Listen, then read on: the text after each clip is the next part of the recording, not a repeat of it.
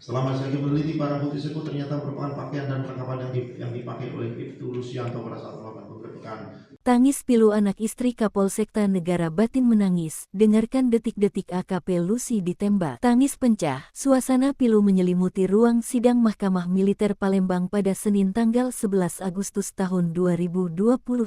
Sedu sedan terdengar dari arah duduk istri dan anak almarhum Kapolsek Negara Batin, AKP Anumerta Lusianto, saat majelis hakim membacakan kronologi penembakan yang merenggut nyawa orang terkasih mereka. Terdakwa Kopda Bazarsyah, pelaku penembakan yang menjalani sidang putusan vonis mati oleh majelis hakim tampak tertunduk lesu dan matanya memerah. Sasnia, istri almarhum AKP Anumerta Lusianto dan para korban yang duduk di baris depan, tepat di samping auditor, tampak tak kuasa menahan air matanya. Dengan jilbab hitam serta pakaian perpaduan biru muda dan putih, ia terus menyeka air matanya dengan tisu yang diberikan oleh sang anak. Tak jarang, ia juga terlihat menundukkan kepalanya, mencoba meredam kesedihan yang mendalam. Kehadiran penasihat hukum di sisi keluarga korban turut memberikan dukungan moral dalam momen yang berat ini. Sementara itu, ruang sidang terlihat dipenuhi pengunjung dan keluarga korban yang menghadiri sidang putusan pidana mati terhadap Kopda Bazar